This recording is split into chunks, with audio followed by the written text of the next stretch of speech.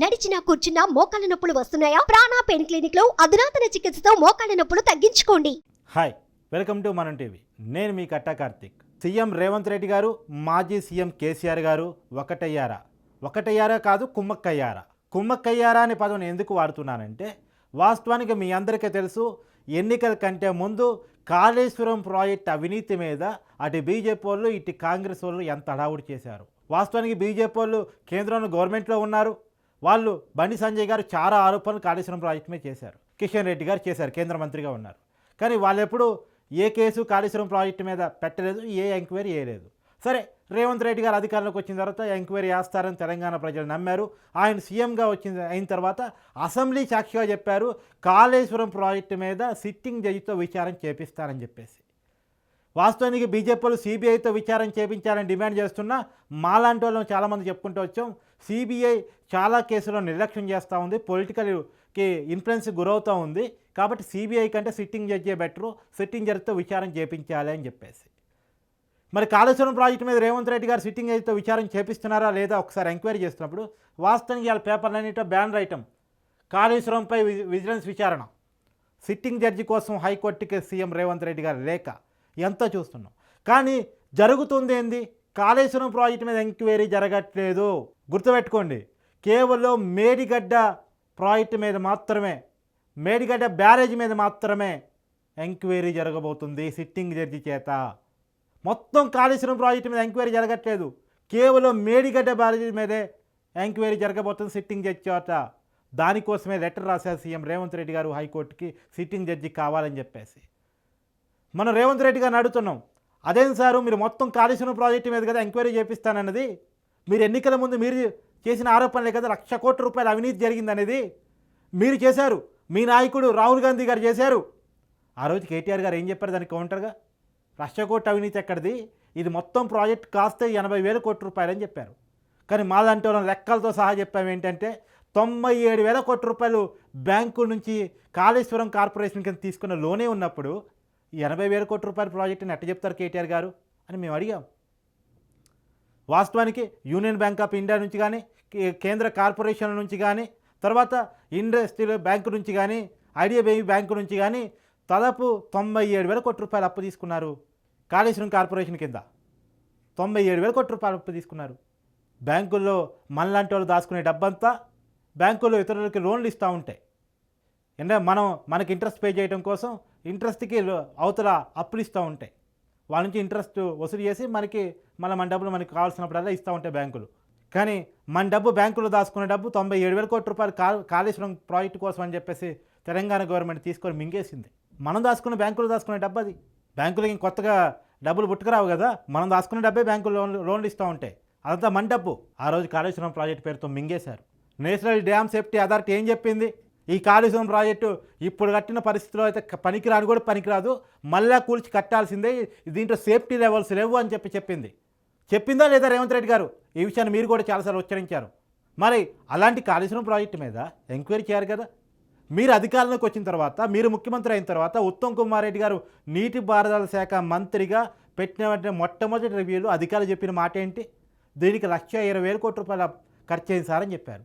అంటే 97,000 కోట్ల bank loan, 70,000 కోట్ల రూపాయల శాంక్షన్స్, దాంట్లో అదిగాక బడ్జెట్ కేటాయింపులు మొత్తం కలిపి 1,20,000 కోట్ల రూపాయలు ఖర్చు అయిందని చెప్పారు. అది మీకు అధికారులు చెప్పిన మాటే కదా, నేను కొత్తగా చెప్తున్న మాట కాదు. 1,20,000 కోట్ల రూపాయలు దీనికోసం ఖర్చు పెట్టారన్నారు. మొత్తం తెలంగాణ అప్పు 6,70,000 కోట్ల రూపాయలు అయితే దాంట్లో 97,000 కోట్ల రూపాయలు, అంటే దగ్గర 1,00,000 కోట్ల రూపాయల అప్పు ఒక కాళేశ్వరందే. 15 to 20% కాళేశ్వరం ప్రాజెక్టుది అప్పు తెలంగాణ అప్పులో. మరి ఎంత డబ్బు ఖర్చు పెట్టారు కాళేశ్వరం కోసం? ఎందుకు నాణ్యత లేవు? మరి రేవంత్ రెడ్డి గారు దీని మీద ఎంక్వైరీ చేయడానికి ఎందుకు వెనకాడుతున్నారు? కేసీఆర్ గారు ఏమన్నా ఇండియా కూటమిలోకి వస్తానని చెప్పేసి రేవంత్ రెడ్డి గారికో లేదా వాళ్ళ అధిష్టానానికో రాయబారం ఏమైనా పంపించారా, లేదా మెగా కృష్ణారెడ్డి గారు నోట్ల కట్టలు అప్పు చెప్పారా? ఈ ప్రాజెక్ట్ 90% కట్టింది మెగా కృష్ణారెడ్డి గారే కాబట్టి నేను అడుగుతున్నాను. మేడిగడ్డ ప్రాజెక్ట్ కట్టింది ఎల్ఎన్టీ. సరే, ఓకే, మేడిగడ్డ బ్యారేజీ మీద ఎంక్వైరీ జరగాల్సిందే.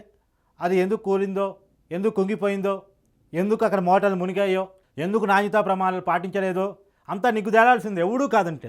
కానీ ఒక్క మేడిగడ్డే కాదు, అన్నారం పరిస్థితి కానీ, సుద్దిల్ల పరిస్థితి కానీ, కొండపోచం పరిస్థితి కానీ, మల్లన్న సాగర్ పరిస్థితి కానీ ఇవన్నీ తేలాలి. మొత్తం కాళేశ్వరం ప్రాజెక్టు పెట్టిన డబ్బు, ఖర్చు అయిన డబ్బు, తిన్న డబ్బు మొత్తం లెక్కలు తేలాల్సినటువంటి అవసరం అయితే కనపడతా ఉంది. అది ప్రజల డబ్బు. నిజానికి ఒక్కసారి లెక్కలు చూస్తే కేటీఆర్ గారు చెప్పిన 80,000 కోట్లకి అధికారులు చెప్పిన 1,20,000 కోట్లకి ఎంత గ్యాప్ ఉంది? 40,000 కోట్ల రూపాయలకి గ్యాప్ ఉంది. ఈ 40,000 కోట్ల రూపాయలు ఎవరు తిన్నట్లు, ఏమైనట్లు? ఇది ఎప్పటికీ క్వశ్చన్ మార్క్గానే ఉండాలా? ఆన్సర్ రావద్దా?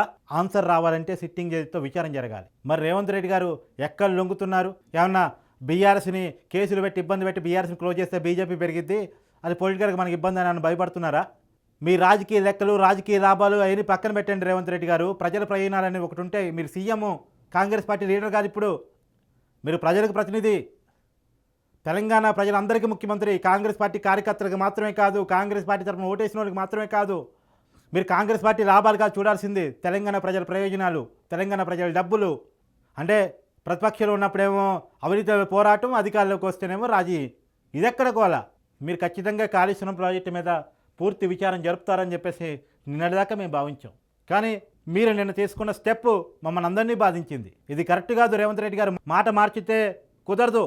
ప్రతిపక్షంలో ఉంటే ఒక మాట, అధికారంలోకి వచ్చాక ఒక మాట. మొన్నటికి మొన్న అసెంబ్లీలో చెప్పారు కదా, కాళేశ్వరం ప్రాజెక్టు మీద సిట్టింగ్ జడ్జితో విచారం చేపిస్తానని చెప్పేసి. అందులోకి ఎందుకు మనసు మారింది? ఏ రాజకీయ లాభాల కోసం, ఏ వ్యాపార అవసరాల కోసం? ఏం జరుగుతుంది కేసీఆర్ గారికి రేవంత్ రెడ్డి గారికి మధ్య? ఏ రకమైన ఒప్పందం జరుగుతుంది? ఎందుకు రక్షించే ప్రయత్నం జరుగుతుంది? కేసీఆర్ గారు ఆ రోజు ముఖ్యమంత్రి మాత్రమే కాదు, నీటిపారుదల శాఖను కూడా ఆయన దగ్గరే ఉంచుకున్నారు. అంతకుముందు హరీష్ రావు గారు దాన్ని మెయింటైన్ చేసేవాళ్ళు. ఏదో పెద్ద మతలబు ఉంది, అందుకే పూర్తిగా ఆయన తన దగ్గర పెట్టేసుకున్నారు. ఎందుకు ఆయన దగ్గర ఎందుకు పెట్టుకున్నారని దాని మీద కూడా జరగాల్సిందే. హరీష్ రావు గారు పాత్ర ఉంటే హరీష్ రావు గారిది, కేసీఆర్ గారు మాత్రమే పాత్ర ఉంటే కేసీఆర్ గారిది. అసలు వాస్తవానికి ఈ విజిలెన్స్ విచారణ కానీ, ఈ ఎంక్వైరీ కానీ, వీళ్ళు లెక్కలేయటం కానీ, ఆ రోజు అవినీతి చేసిన ఆఫీసులు ఎవరైతే ఉన్నారో వాళ్ళందరినీ పెట్టుకొని జరుగుతున్నది. నిన్న అన్ని ఛానల్లో బ్రేకింగ్లు, ఫైల్స్ కోసం విజిలెన్స్ వాళ్ళు పోయి ఆ నీటిపారుదల శాఖ ఆఫీసుల్లో తనిఖీలు చేస్తున్నారని చెప్పేసి. అసలు ఫైల్స్ ఎక్కడ ఉన్నాయి? మొత్తం తగలబెట్టారు. సదాపు ఫైల్స్ తగలబెట్టేశారు. 70-80% ఫైల్స్ అన్ని తగలబెట్టేశారు. రేవంత్ రెడ్డి గారు ప్రమాణ స్వీకారం ఒకవైపు, ఫైల్స్ తగలబెట్టడం ఇంకోవైపు. ఫైల్స్ అన్నీ మాయం, ప్రగతి భవన్లో కంప్యూటర్లు అన్నీ మాయం, హార్డ్ డిస్కులు మాయం. ఇదో పెద్ద కుంభకోణం. తెలంగాణ ప్రజల బతుకు, దానికి కావాల్సిన డబ్బు, మీరిచ్చిన 6 గ్యారెంటీలు కాళేశ్వరం ప్రాజెక్టు అవినీతి కనుక బయటికి తీయగలిగితే, ఆ డబ్బుని కనుక కక్కించగలిగితే, ఆ డబ్బుతో కనుక 6 గ్యారెంటీలు అమలు చేస్తే ఖచ్చితంగా 5 సంవత్సరాలకి సరిపడా 6 గ్యారెంటీలు అమలైపోతాయి. మీరు ఒక విషయం గుర్తుపెట్టుకోండి రేవంత్ రెడ్డి గారు, మీరు 6 గ్యారెంటీలు అమలు చేయొచ్చు. కేసీఆర్ గారు కూడా చాలా సంక్షేమ పథకాలు అమలు చేశారు. కానీ ప్రజలు ఆయన నియంతృత్వాన్ని, ఆయన అవినీతిని సహించలేక ఆయనకు వ్యతిరేకంగా ఓటేసి మిమ్మల్ని గెలిపించారు. మీరు ఎన్ని సంక్షేమ పథకాలు పెట్టినా అవినీతిని వెలికి తీయకుండా, అవినీతితో మీరు కూడా రాజీ పడిపోయి పరిపాలన సాగిస్తే మిమ్మల్ని కూడా తెలంగాణ ప్రజలు సహించారు. ఈ రాజకీయ లావాదేవీలు ఏవైతే ఉన్నాయో, రాజీ ఫార్ములాలు ఏవైతే ఉన్నాయో, మీకు కుదిరే రాజీ ఫార్ములాని ఇవ్వాలి కాబట్టి ప్రజలు రేపు తెలుసుకుంటారు. మీరు గుర్తుపెట్టుకోండి, ఎల్లకాలం అందరినీ మోసం చేయలేరు. చెవిలో పూలు పెట్టుకుని ఇక్కడ ఎవరు లేరు. ప్రజలు చైతన్యవంతులు. మీకు అవకాశం ఇచ్చారు, అధికారం ఇచ్చారు, అందరం ఎక్కిచ్చారు, మీ మాటలు నమ్మారు. కాబట్టి మేము డిమాండ్ చేస్తున్నాం, కాళేశ్వరం మొత్తం ప్రాజెక్టు మీద ఎంక్వైరీ జరగాల్సిందే. 1,20,000 కోట్ల రూపాయలకు లెక్కలు బయటికి సమాజానికి రావాల్సిందే.